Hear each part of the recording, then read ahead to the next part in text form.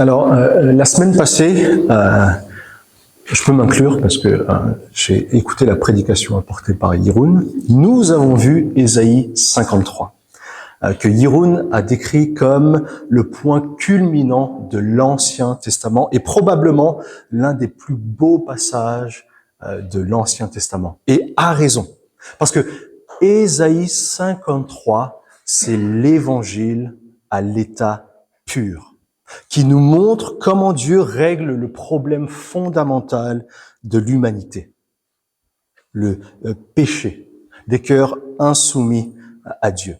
Et nous avons vu que le seul moyen choisi par Dieu pour résoudre ce problème du péché, c'est par la mort et les souffrances de son serviteur, son Fils bien-aimé, Jésus-Christ, à la croix. Et j'espère que le message de la semaine passée nous a poussé à une adoration plus riche et plus profonde de Jésus, à reconnaître notre besoin toujours plus grand de Jésus. Et ce matin, nous allons continuer sur cette lancée. En effet, j'aimerais nous encourager à grandir toujours plus dans notre émerveillement face à la personne de Jésus. Et pour cela, il faut non seulement regarder, faire de la christologie, c'est-à-dire comprendre qui est Christ, comprendre ce qu'il a fait, ce qu'il a accompli, et c'est ce que nous avons fait avec Yeroun la semaine passée en Ésaïe 53, mais nous devons aussi voir et comprendre les effets de cette christologie, ce que cette mort de Christ produit pour ceux qui en bénéficient. Et c'est ce que nous allons voir ensemble ce matin avec Ésaïe 54. Et donc, mon souhait, ma prière pour nous tous ce matin, à travers ces deux passages que sont Ésaïe 53 et Ésaïe 54, c'est que notre amour pour Jésus brûle plus fort, que notre besoin de Jésus continue de croître. Est-ce que vous avez déjà vu ces émissions à la télé où l'on transforme complètement une personne? Une incroyable transformation pour une nouvelle vie ou quelque chose du genre. Au départ, on a toujours affaire à un candidat ou une candidate qui est un peu négligé, fatigué, souvent ignoré ou moqué, persuadé que sa situation et sa vie ne changeront jamais. Mais cela, c'est sans compter sur l'enthousiasme, la volonté, la joie de l'équipe d'experts en transformation, composée de stylistes, de maquilleurs et de coiffeurs. Et pendant toute une journée, toute cette équipe s'occupe du candidat avec attention dans les moindres détails. Puis vient le moment que je préfère, où le candidat, la candidate est placée, après avoir passé toute une journée à être pomponnée, chouchoutée, elle est placée devant un miroir, avec les yeux bandés. Et on lui enlève ce bandeau. Et alors là, elle découvre son nouveau reflet. Et à ce moment précis, que se passe-t-il? Eh bien, des larmes commencent à couler, à flot. Et c'est accompagné, c'est suivi de cris de joie. Et à votre avis, pourquoi une telle réaction? Eh bien, parce que la personne en question vient de passer du désespoir le plus total à une vie nouvelle, complètement transformée, complètement changée. Et vous, chers amis, comment réagiriez-vous si vous viviez une telle transformation? Comment devriez-vous réagir si vous viviez une telle transformation? Eh bien, pour le découvrir, plongeons-nous dans ce texte, Ésaïe 54, donc à la page 476. Lisons. Réjouis-toi, stérile, toi qui n'as pas eu d'enfant. Éclate de joie et pousse des cris de triomphe, toi qui n'as pas connu les douleurs de l'accouchement. En effet, les enfants de la femme délaissée seront plus nombreux que ceux de la femme mariée, dit l'Éternel. Agrandis l'espace de ta tente, qu'on déplie les toiles qui te servent d'habitation. N'en retiens rien. Allonge tes cordages et renforce tes piquets. En effet, tu déborderas à droite et à gauche. Ta descendance envahira des nations et peuplera des villes désertes. N'aie pas peur, car tu ne seras pas couverte de honte. Ne rougis pas, car tu ne seras pas déshonoré. Au contraire, tu oublieras la honte de ton adolescence et tu ne te souviendras plus du déshonneur de ta période de veuvage. En effet, ton époux, c'est celui qui t'a faite et son nom est l'Éternel, le Maître de l'univers, celui qui te rachète. C'est le Saint d'Israël et on l'appelle Dieu de toute la terre. Oui, l'Éternel t'a rappelé comme une femme abandonnée, à l'esprit abattu, comme une femme des jeunes années qu'on a rejetée, dit ton Dieu. Pendant un court moment, je t'avais abandonné, mais c'est avec une grande compassion que je t'accueillerai.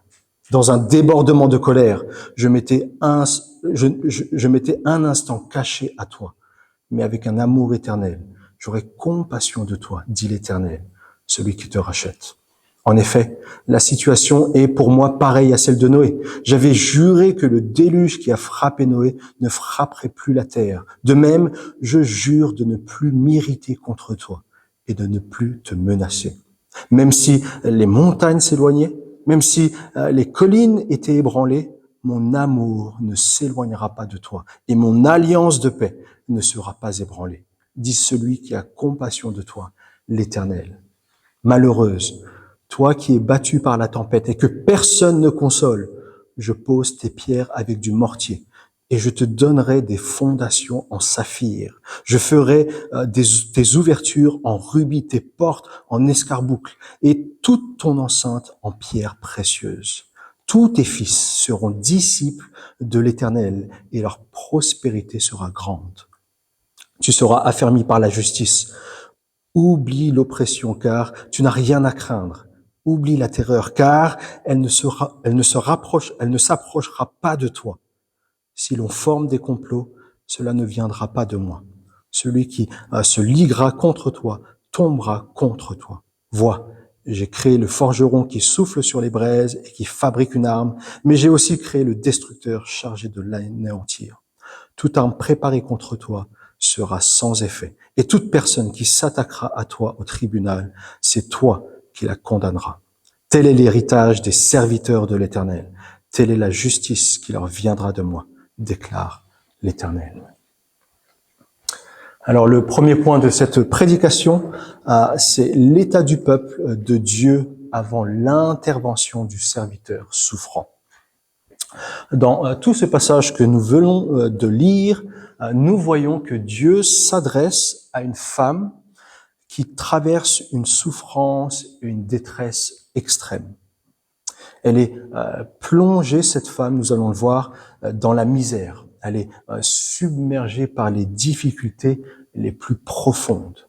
En effet, nous allons découvrir ensemble qu'elle vit certaines des expériences humaines les plus douloureuses et désespérées que l'on puisse connaître ici-bas. Mais le contexte global du livre d'Ésaïe nous aide à comprendre que cette femme n'est pas une personne réelle. Elle est une image, elle est un symbole, une figure de style utilisée par l'auteur du livre pour représenter le peuple de Dieu, pour représenter Israël. Et à travers cette image d'une femme misérable et désespérée, l'auteur veut nous montrer en fait l'état spirituel lamentable du peuple de Dieu à cause de son péché. Et ce que nous allons faire maintenant, donc, c'est nous intéresser à cette femme et à la description qui nous est donnée d'elle. Mais avant, j'aimerais juste dire quelques mots. Les réalités que ce texte évoque touchent à des sujets extrêmement sensibles et très douloureux. Et il est possible que certains d'entre vous vivent personnellement certaines de ces situations ou les aient vécues par le passé. Et si c'est votre cas, sachez que le but de ce message n'est pas de raviver la souffrance, ce n'est pas de vous faire du mal, bien au contraire. Ce message a pour but de nous réconforter, de nous consoler, de nous remplir de joie, de nous remplir de la paix de Dieu. Et si nous prenons le temps d'aborder ces réalités douloureuses, compliquées, que le texte met devant nous, c'est pour mieux comprendre la profondeur de notre besoin de Christ. Et mesurer combien la joie, l'espérance que nous avons en lui sont merveilleuses. Et j'espère qu'à la fin de ce message, nous verrons que la transformation, la joie et la paix que Christ offre sont si grandes, si merveilleuses qu'elles font pâlir toutes nos souffrances, même les plus douloureuses. Alors, accrochons-nous et patientons jusqu'à la fin pour nous réjouir de ces vérités merveilleuses qui sont en Christ. Des études montrent que l'infertilité entraîne une souffrance psychologique importante chez les femmes qui sont touchées par ce drame. Une méta-analyse portant sur plus de 124 000 femmes révèle un risque d'anxiété et de détresse mentale 1,5 fois plus élevé que chez les femmes pouvant avoir des enfants. Certaines études indiquent même que plus d'une femme infertile sur 2 vit une détresse émotionnelle significative liée à ce drame. Que voyons-nous au verset 1 ? Eh bien, nous voyons que la femme à qui Dieu s'adresse est stérile, qu'elle est privée de la joie de donner naissance. Elle porte en elle cette souffrance silencieuse, l'anxiété, la détresse et tout le poids émotionnel lié à sa condition. La psychologie et la sociologie montrent aussi que dans de nombreux contextes, les femmes ressentent un besoin profond de sécurité et de protection face à des dangers et à des imprévus. Et elles recherchent souvent dans des relations ce qui apporte de la stabilité, de la protection, et notamment à travers le mariage. À la fin du verset 1, que voyons-nous ? Eh bien, nous voyons que cette femme est délaissée, qu'elle est seule, qu'elle est abandonnée. Le texte nous dit qu'elle est sans mari, elle n'a personne pour la défendre, personne pour prendre soin d'elle, personne pour lui offrir stabilité et sécurité. Et il faut savoir que au temps d'Ésaïe, être sans mari signifiait être dans une vulnérabilité extrême, une vie marquée par l'insécurité. Vivre dans une peur constante, dans la crainte du lendemain, est l'un des tourments humains les plus lourds.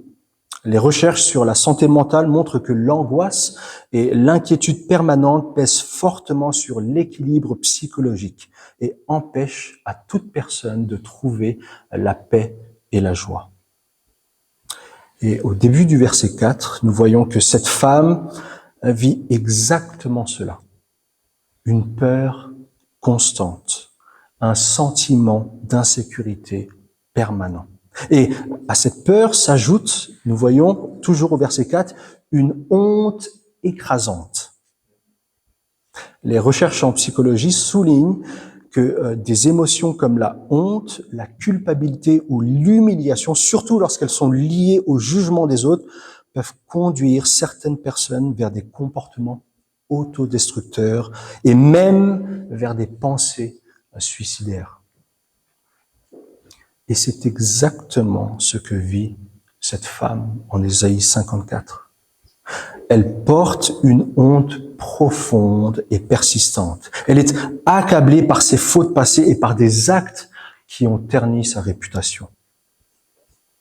Toujours au verset 4, cette femme connaît aussi la douleur du veuvage. Et de nombreuses études montrent que la perte d'un conjoint bouleverse profondément la santé mentale, avec des niveaux élevés de dépression, d'anxiété et de stress. Et c'est exactement sa situation. Elle est abandonnée, seule, face à une perte qui laisse un vide immense. Lorsque la souffrance dure trop longtemps, les conséquences peuvent devenir encore plus graves. Les recherches sur la santé mentale montrent qu'une souffrance prolongée peut mener à une dépression clinique. Au verset 6, cette femme, nous voyons qu'elle est totalement abandonnée. Elle a le cœur brisé. Elle a l'esprit, lisons-nous, elle a l'esprit abattu. Elle semble profondément dépressive. Et pire encore, elle est complètement désespérée. Et on comprend son désespoir, car cette femme dont il est question en Ésaïe 54 cumule certaines des pires souffrances qu'un être humain puisse vivre. Mais son malheur ne s'arrête pas là. Vivre sans logement sûr, sécurisant est l'une des situations les plus insécurisantes. Les études sur la précarité montrent que les femmes confrontées à l'instabilité du logement présentent davantage de difficultés émotionnelles et psychologiques. Et au verset 11, cette femme apparaît profondément vulnérable et malheureuse. Elle est sans abri. Elle est fragile, elle est secouée par les tempêtes de la vie. Et enfin, les recherches montrent aussi que le stress parental augmente lorsque les enfants se montrent insoumis, rebelles et désobéissants, ce qui entraîne davantage d'anxiété et de fatigue chez les parents. Et bien que cela ne soit pas clairement dit au verset 13, on peut le comprendre et c'est sous-entendu. Au verset 13, c'est exactement ce que cette femme vit. Nous voyons que ces enfants sont des enfants rebelles et insoumis à Dieu. Voilà donc à quoi ressemble la femme à qui Dieu s'adresse.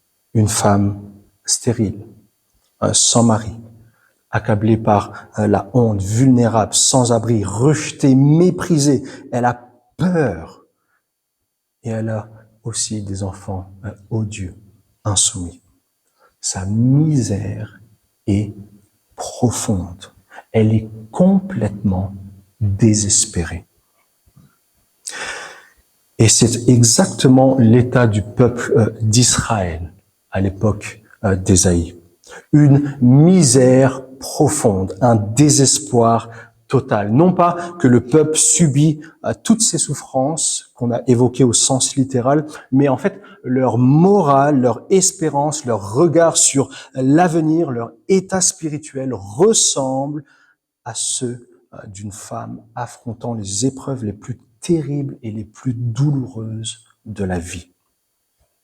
Et on veut se poser cette question.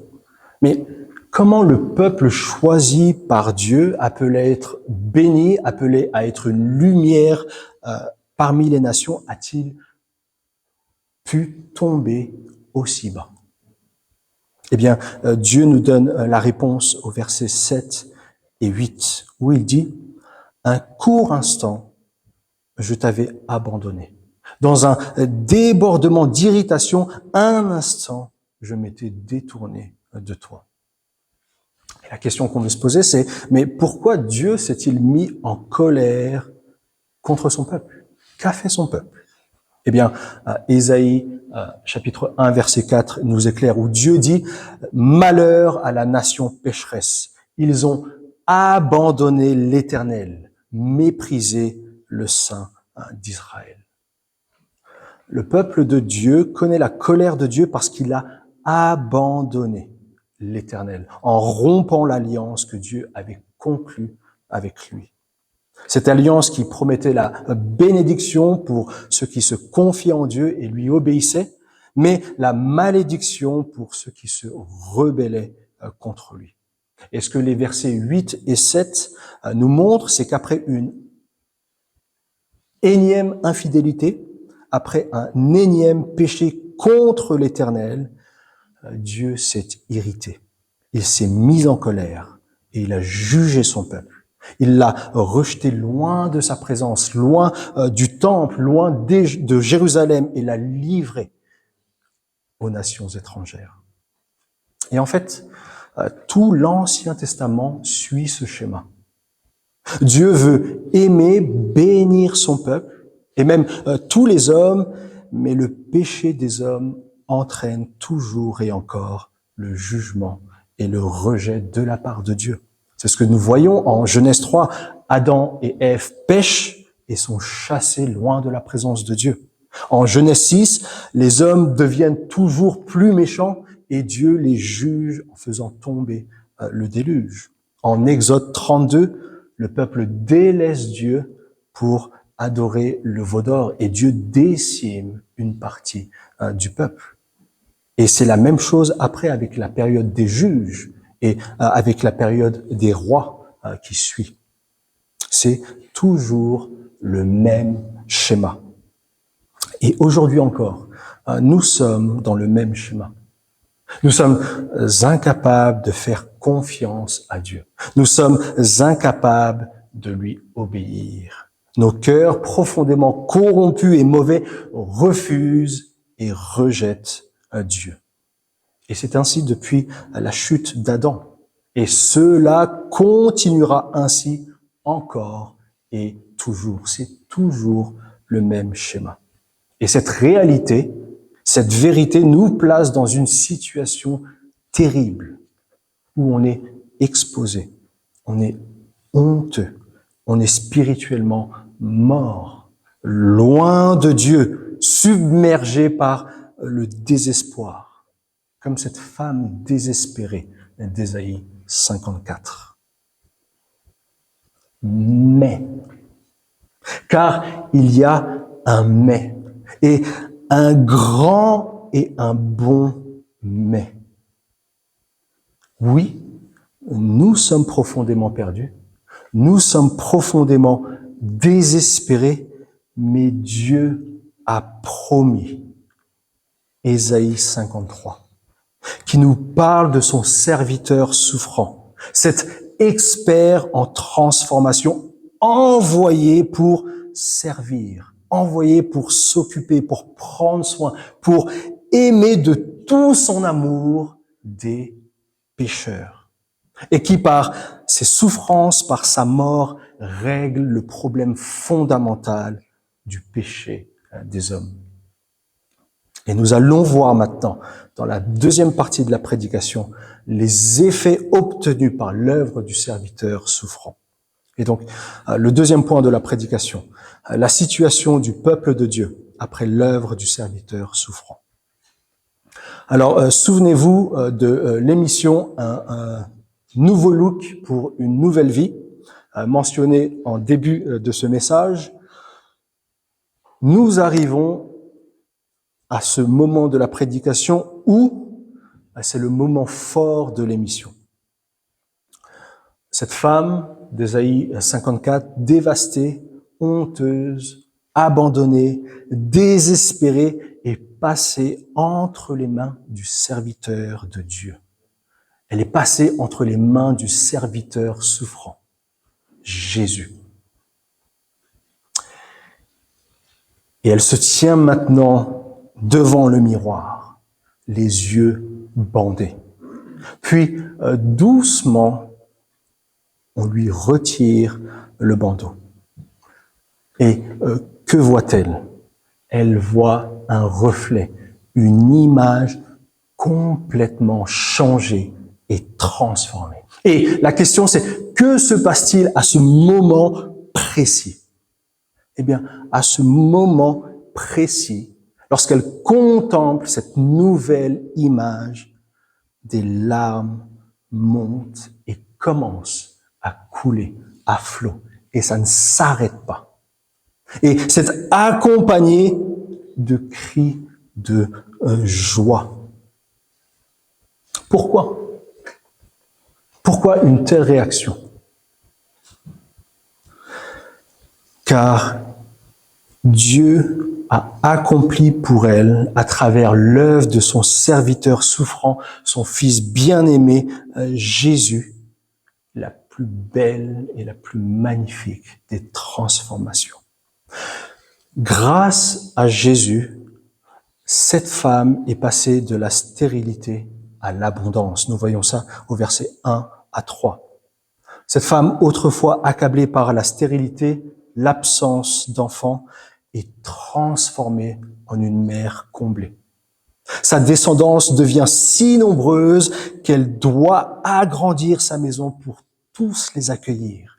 Dieu a transformé son vide en abondance. Grâce à Jésus, la femme d'Ésaïe 54 est passée aussi de la peur et de la honte à la dignité. Et nous voyons cela au verset 4. Elle qui vivait dans la honte et la peur permanente, marquée par ses fautes passées, est désormais libérée de la culpabilité et de la honte. Grâce au serviteur souffrant, elle vit dans la dignité et la confiance. Ses fautes sont effacées, sa honte enlevée, son désespoir est remplacé par l'assurance. Grâce à Jésus, la femme d'Ésaïe 54 est passée de la solitude à une alliance divine, verset 5. Cette femme, autrefois seule, sans protection, trouve un époux. Et pas n'importe lequel. Son époux, c'est l'Éternel. C'est Dieu lui-même, le Créateur infiniment puissant, bon et patient. L'Éternel devient son protecteur et son mari.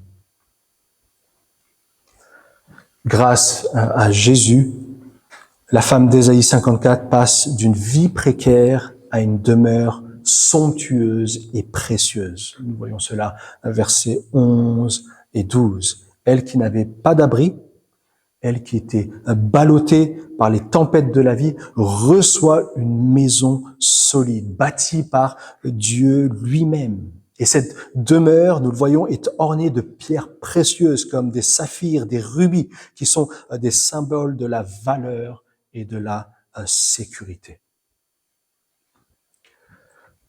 Grâce à Jésus, cette femme d'Ésaïe 54 passe de fils rebelles à une descendance fidèle. Les versets 13 et 14.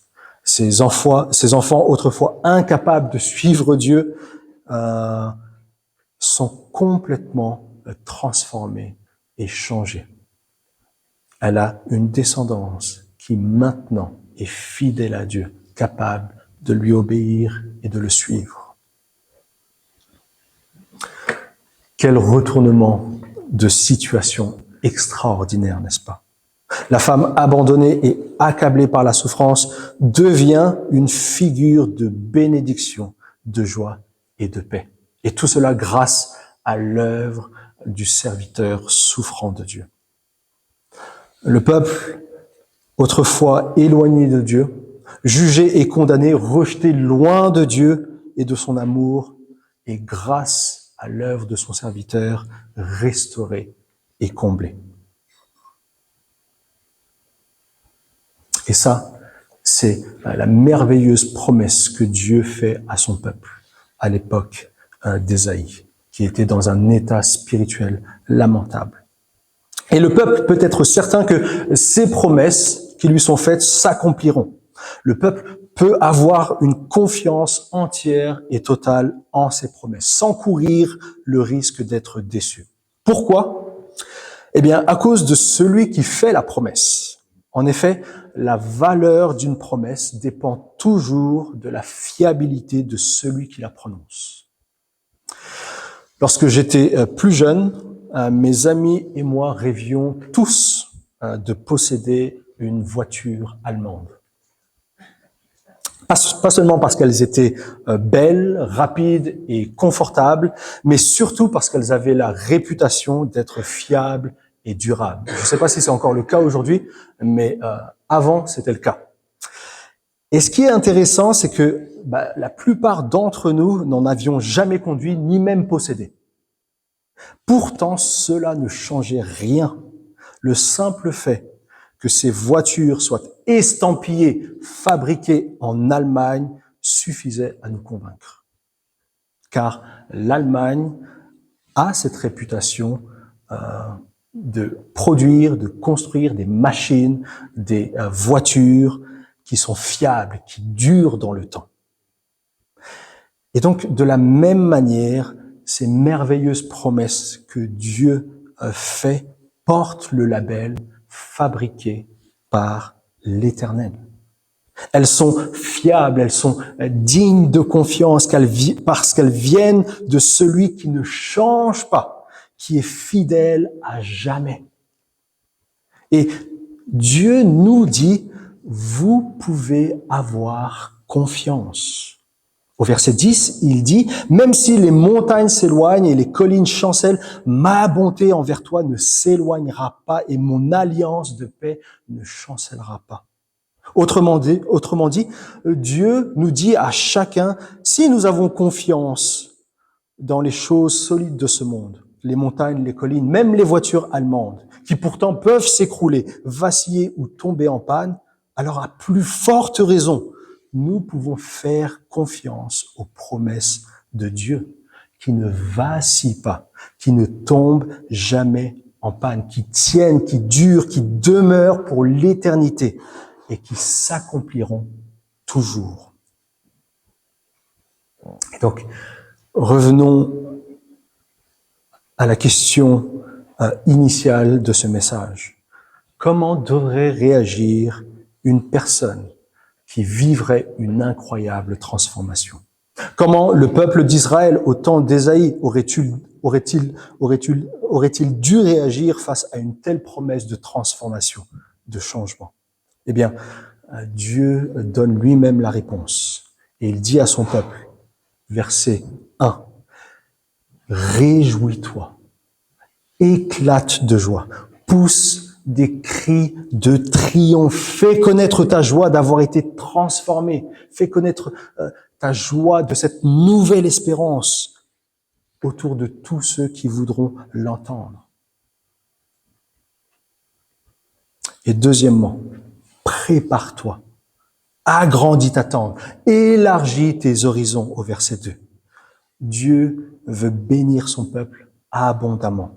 Et il l'invite donc à se préparer, à recevoir tout ce qu'il a en réserve, à lui faire confiance pour ce qu'il promet et à s'y préparer par l'obéissance.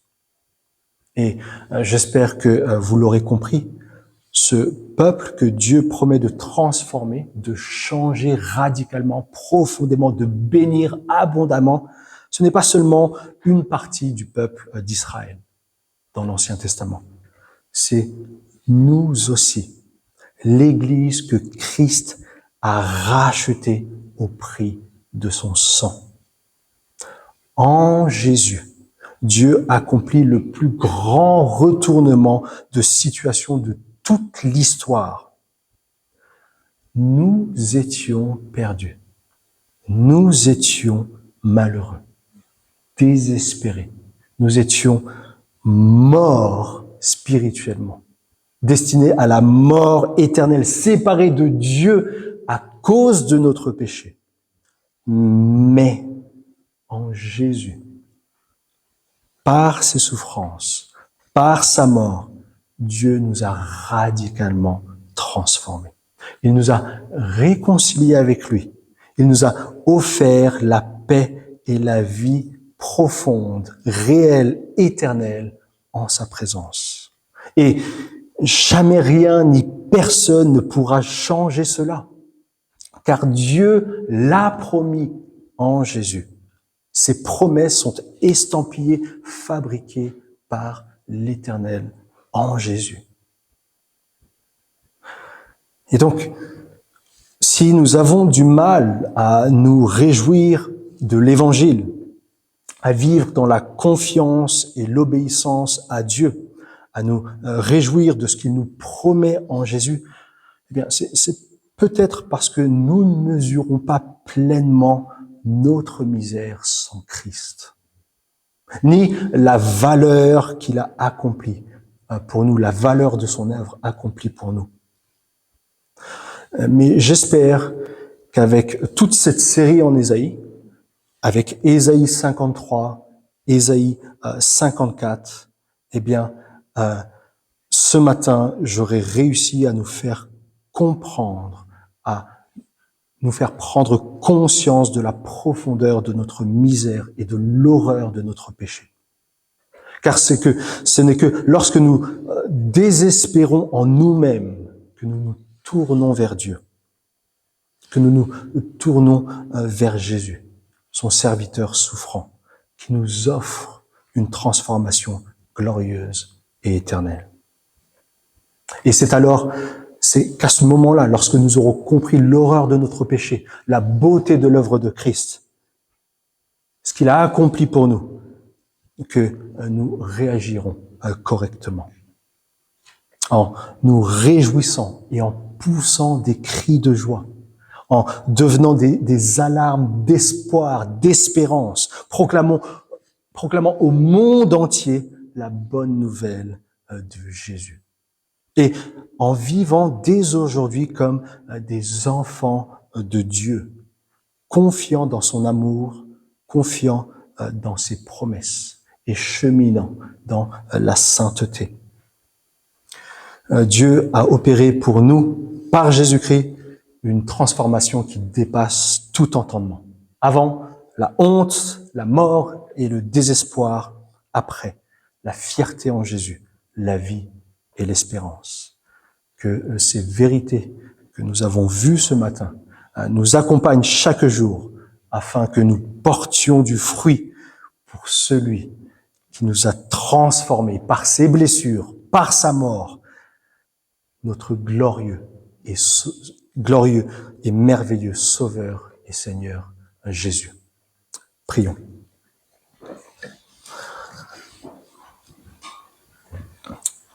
Éternel, notre Dieu, bon Père Céleste, nous te bénissons parce que tu nous as aimés. Tu nous as tellement aimés que tu nous as donné ton cher Fils Jésus afin que lui meure et souffre à notre place, afin que par sa mort et ses meurtrissures, il accomplisse cette glorieuse et merveilleuse transformation. Merci Seigneur parce que nous sommes au bénéfice de son œuvre. Merci Seigneur parce que nous avons pour sûr tes promesses glorieuses qui s'accomplissent. Merci parce que tu nous as fait passer du désespoir le plus total et tu nous as donné une expérience glorieuse en Christ. Merci parce que nous te verrons et nous habiterons en ta présence éternellement avec toi pour jouir de tous tes soins. Et nous voulons juste donner toute la gloire à Jésus qui a permis cela. Et nous te prions, Seigneur, que de jour en jour, nous réalisions ô combien notre péché est odieux. Donne-nous de désespérer de nous-mêmes pour mettre tout notre espoir, notre espérance, notre foi en Jésus seul, qui a tout accompli, qui viendra nous chercher pour nous faire paraître devant toi, saints, sans défaut, sans tache ni souillure, et pour vivre l'éternité avec toi. Et nous te demandons cela en son nom. Amen. Amen.